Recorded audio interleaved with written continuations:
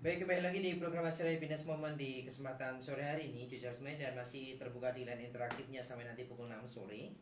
Silakan di 085311665300, di 085311665300, dan akses terus live streamingnya di lovejogja.online. Kita dengarkan kembali bagaimana start and finishing well bersama dengan Ibu Salin di program acara Happiness Moment. Yes, oke. Dari contoh yang kita baca tadi di sesi kedua tadi, saudara, saya sampaikan bahwa Tuhan ingin saudara dan saya untuk mengakhiri sebuah pertandingan. Ada sebuah tips yang bagus adalah kasih kita kepada Tuhan itu harus kita jaga, karena itu adalah bagian penting untuk kita bisa melihat bagaimana Tuhan berkarya lebih dalam lagi dalam setiap langkah kita. Nah, kita kembali melihat saudara contoh dari jemaat-jemaat di Efesus tadi, ya. Kita lihat saudara dalam kitab Efesus pasal yang kedua tadi, kita buka sebentar ayat 2 sampai dengan ayat yang ketiga. Coba kita lihat ayat ini saudara. Haleluya.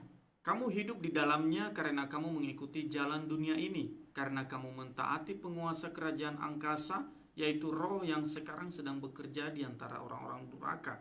Sebenarnya, dahulu kami semua juga terhitung di antara mereka, ketika kami hidup di dalam hawa nafsu daging dan menuruti kehendak daging dan pikiran kami yang jahat.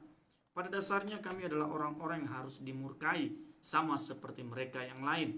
Tetapi Allah yang kaya dengan rahmat, oleh karena kasih-Nya yang besar yang dilimpahkannya kepada kita, telah menghidupkan kita bersama-sama dengan Kristus, sekalipun kita telah mati oleh Kita ulang kesalahan-kesalahan sebentar. kita. Wahyu pasal yang kedua ayat yang ketiga.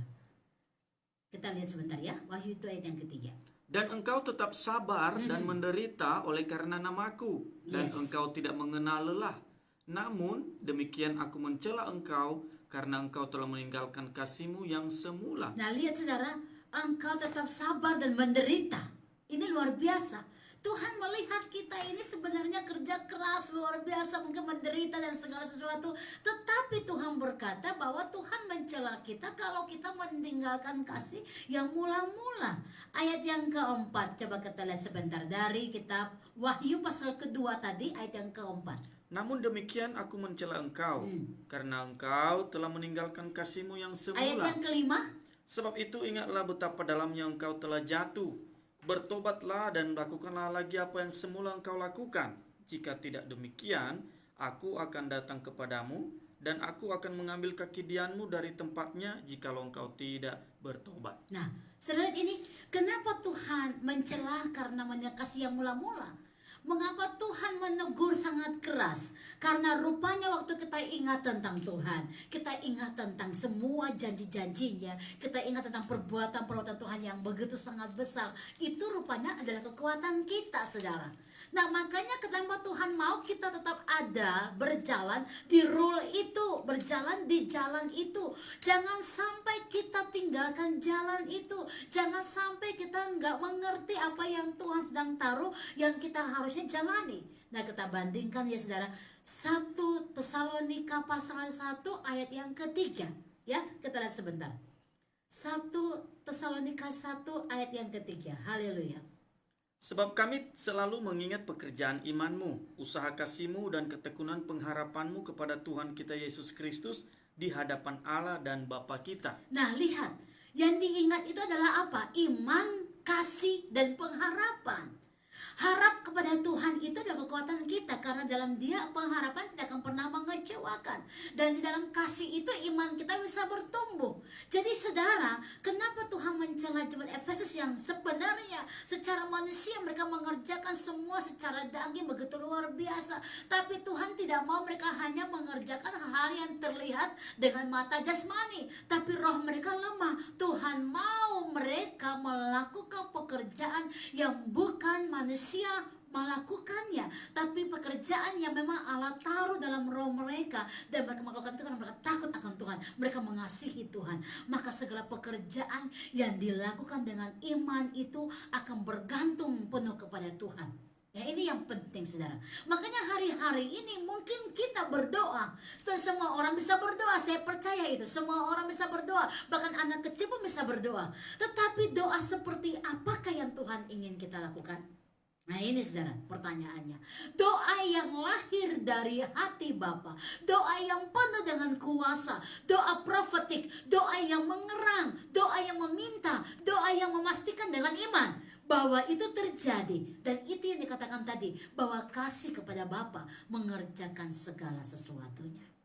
Apapun dalam dunia ini yang saudara lakukan di awal, saudara harus pastikan bahwa semua akan diakhiri dengan sangat baik, tanpa terganggu oleh keadaan dan situasi apapun. Karena saudara mengerti dan saudara tahu bahwa semua yang engkau lakukan dalam dunia ini, yang engkau kerja dalam imanmu adalah karena cintamu kepada Dia, karena kasihmu kepada Dia, dan tak terbatas oleh karena situasi apapun. Dan Tuhan ingin saudara dan saya memulai segala sesuatu dengan baik. Kita perhatikan hidup kita. Kita baca ya dalam kitab Galatia pasal yang ketiga ayat 3 dan ayat yang keempat. Galatia 3 ayat 3 dan ayat yang keempat. Haleluya. Adakah kamu sebodoh itu? Kamu telah mulai dengan roh, maukah kamu sekarang mengakhirinya di dalam daging? Sia-siakah semua yang telah kamu alami sebanyak itu? Masakan sia-sia? Nah, apa yang memang Paulus bilang sama jemaat-jemaat di Galatia, mereka ini selalu mengalami mukjizat, mereka ini selalu melihat perbuatan Tuhan nyata bagi mereka. Tetapi ada banyak situasi keadaan yang melencengkan hati mereka. Nah, kenapa bisa mereka meninggalkan tentang perbuatan Tuhan yang ajaib? Kembali lagi, karena kasih kepada Bapa mereka tinggalkan. Kita baca ayat yang kelima dari Galatia tadi saudara. Jadi bagaimana sekarang? Apakah Ia yang menganugerahkan roh kepada kamu dengan berlimpah-limpah dan yang melakukan mujizat di antara kamu berbuat demikian karena kamu melakukan hukum Taurat atau karena kamu percaya kepada pemberitaan Injil? Lanjut. Secara itu jugalah Abraham percaya kepada Allah, maka Allah memperhitungkan hal itu kepadanya sebagai kebenaran. Lanjut. Jadi kamu lihat bahwa mereka yang hidup dari iman, mereka itulah anak-anak Abraham. Lanjut. Dan kitab suci yang sebelumnya mengetahui bahwa Allah membenarkan orang-orang bukan Yahudi oleh karena iman, telah terlebih dahulu memberitakan Injil kepada Abraham. Olehmu segala bangsa akan diberkati. Jadi Mereka yang hidup dari iman, merekalah yang diberkati bersama-sama dengan Abraham yang beriman itu. Karena semua orang yang hidup dari pekerjaan hukum Taurat berada di bawah kutuk.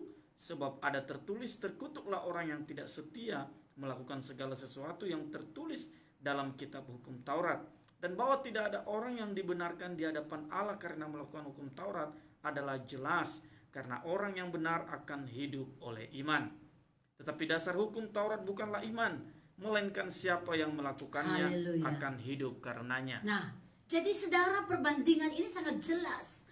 Orang-orang yang mengerjakan imannya satu aja kuncinya, karena mereka mencintai Tuhan, karena kasih mereka kepada Tuhan itu jadi nyata.